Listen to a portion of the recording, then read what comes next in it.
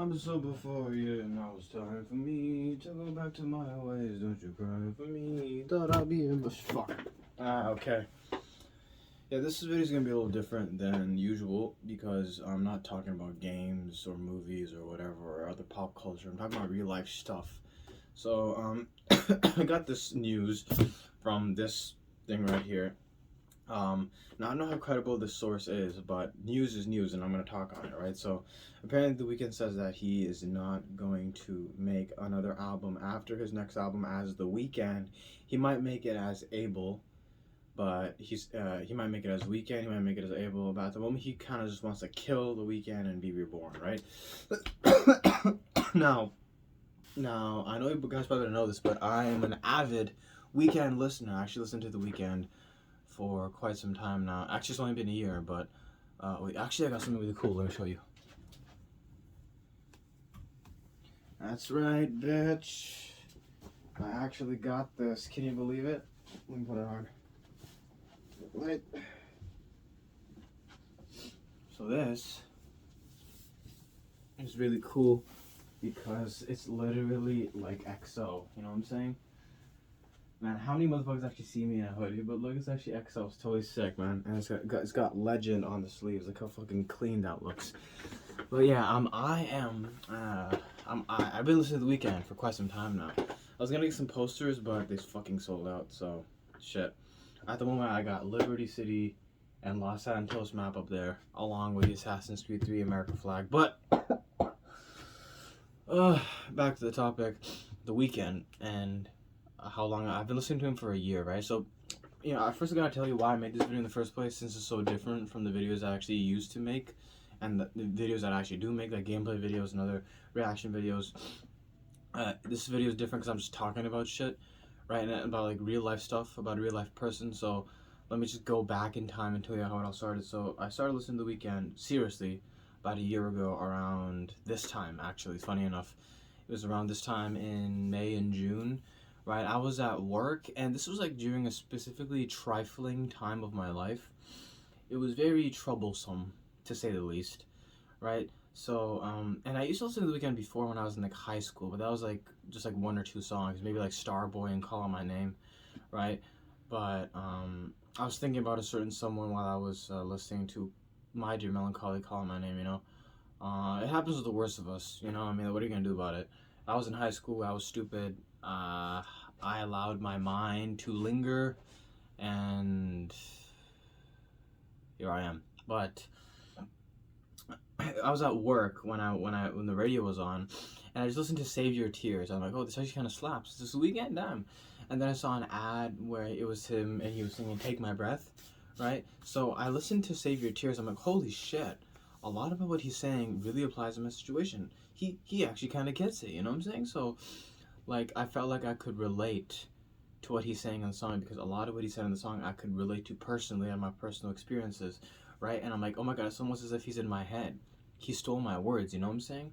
Like, he actually gets it, you know what I'm saying? Like, and for a moment it felt like I could grieve on alone, you know what I'm saying? That's kind of the main reason why I listened to him. And then once I saw Save Your Tears, I'm like, okay, if this is one song that I can relate to, imagine how many more songs. And it sounded good, you know what I'm saying? So I researched, I listened to every song in After Hours. Beautiful album, definitely one of my favorite, one of the top GOATs albums, right? And then obviously I'm like, oh, this is so good. And then I started listening to Dawn FM, and then I went all the way back to his trilogy days, Kissed Land, Beauty Behind the Madness, My Dear Melancholy. That also helped a lot because you know, Hurt You, and I Was Never There.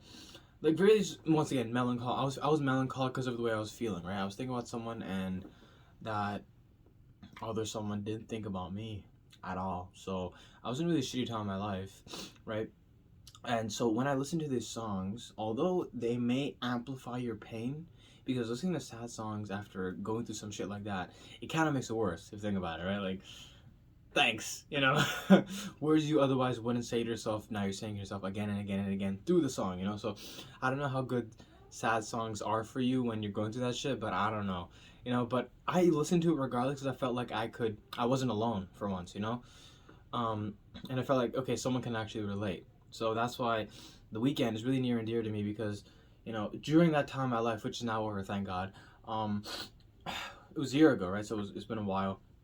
Um, During that time of my life, he was there, and I felt his presence so much so that I felt like he's a very close friend. You know, like he's saying stuff, and I'm listening. You know what I'm saying? So, yeah, it's really special with what I have with the Weeknd because, you know, it made me feel like I wasn't alone. Basically, that's the only reason that I listened to any of his songs. And I went back and listened to his his older songs, and then I basically just went through his entire discography. Yeah, and ever since then, so about a year ago, I've just been listening to The Weeknd nonstop, and I just he's keep on rediscovering himself and stuff like that, you know. So that's basically my history with The Weeknd and why I started listening to him in the first place, and why I felt inspired to make this video because I feel like it's important to me. Because if The Weeknd says he's not gonna make if an artist you like says he's not gonna make music anymore, it's kind of it's a little, you know, it's a little worrying, isn't it? You know what I'm saying? So that's why I made this video. All right, now onto the gist of the video. If this is true, that he is actually going to make the next album is going to be the last album as The Weeknd under his moniker, then I speculate, in my opinion, I think that it's going to be a trilogy as well, because he's actually been working on a trilogy of his own. In After Hours, Dawn FM, and whatever this is. Now, I watched a video, I forgot what it was, I'm sorry, but this guy explaining how The Weeknd's new trilogy, right, is actually going to be about Dante's something. I don't know, like something Dante, something in the Bible. I don't know. He said something about hell, you know, ascending from hell to heaven. You go from hell to limbo to heaven, right? I think that's what he was talking about. So he said that After Hours is hell, and you can really tell, you know, we're in hell. It's disguised as a paradise. But that's obviously like really like not subtle, but there are a lot of subtle things. Like if you think about it, like in After Hours, The Weeknd, he's bloody, you know, he's bleeding from every corner of his body, not just physically but mentally, emotionally, everything, right? This life he's been leading in LA, the blinding lights, you know, it's taking its toll on him, you know what I'm saying? And he feels like he's in hell, he feels like he's trapped, and he's got to get out of there, right? So far, that album had the most themes of you know, chaos and destruction, you know, because of how it was, and the overall feel and the tone of the album is so strong, you know, and that's why I could relate to it so much, because I was during that time of my life I felt that way, you know what I'm saying? And then Dawn FM, he says it's limbo, and you can also tell this, the retrospective, I mean the retro vibe, the synth wave, it really feels like he's talking about afterlife. You can have afterlife for like $69.99, or I forgot the price, whatever it was. But he said, talking about afterlife, and then the Jim Carrey all of a sudden narrating and shit. So I mean, like, it's very much like Limbo, and also in that album, he's talking about rebirth a lot, right? Specifically in like, you know, that song "How to Make You Love Me," the music video. You can see like mods everywhere, and he's like literally breaking down, showing his real self, the child inside. So yeah, Dawn FM is definitely about limbo. Especially just the way it feels, you know. You gotta listen to it and you'll understand, you know. It feels like nothingness, essentially, that album. You know what I'm saying? Yeah. And The Weeknd has rebirthed before. You know, he took a dip in the Lazarus pit. Remember when I remember this was like way back when I was in grade 8 or something. The music video for Starboy came out, and he literally strangled himself to death using a bag. Remember, he killed his older self with the crazy hair, and essentially became reborn. So he's pretty good at that rebirth thing. He's been doing it for a while, you know. Call him Ra's al Ghul, but yeah. So After Hours is about hell. Dawn FM is limbo, and the next one should be about heaven, right? And it's kind of ironic, him ending on heaven, and him also ending in a trilogy, right? Because if what he's saying is true, it's kind of ironic, isn't it? Right? Because his very first 3 albums, if I'm not mistaken, House of Balloons, Thursday, and Echoes of Silence, that became a trilogy, right? So his first 3 albums became a trilogy, and then his last 3 albums also became a trilogy. That's good. I like how much work and efforts and details he puts in his albums, and like he wants to make like a universe almost. You know, like how there's an MCU. There's an MCU. It has like this little details and stuff. He also has that XO universe, kind of, I guess, right? So it'd be really cool if his first 3 albums were a trilogy and his last 3 also a trilogy. But it makes the most sense, you know what I'm saying? And it kind of seems like he's leaning towards that, you know, because he's been talking a lot about himself, right? and the shit he's going through and all the shit he has been through and what it made him and how it feels, you know. And then people can hop on that and feel the same way because they can relate almost, you know. So yeah, the next one's probably gonna be out of heaven. I mean, this is not a coincidence. There aren't no coincidences, you know what I'm saying? For it to be like that in that specific way, it has to be heaven. The next album has to be heaven, about heaven. Obviously, I don't know the name of the album, but it's gonna be, you're gonna see the imagery and the themes of heaven. Maybe it's gonna be a lot more positive and stuff, and not like, I can't move, I'm so paralyzed. You know what I'm saying? Because he was in hell when he said that. You know. Yeah, we don't know about what's gonna happen about heaven, but if it's so extremely that he has to kill the Weeknd and then start something new, must be a pretty good album. If it is, but this guy don't miss. You know, the Weeknd really doesn't miss. I've listened to each one of his albums and they're all really solid, really good. You know. Like, he doesn't. It's good shit. It's good shit. You know? So yeah, whatever he does, I'm always gonna be with him because he's like a part of me essentially. Because he helped me out during that time in my life, so I'm always gonna remember that. I'll never be able to forget that time. You know what I'm saying? No matter how many years have passed, I always remember that. You know what I'm saying?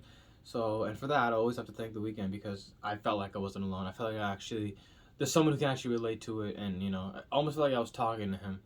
You know, so whatever happens, whatever he does, I wish the best for him because obviously I do wish the best for him because I see him as more than just an artist and more than just a guy who's singing. It's a lot more deeper than that, you know.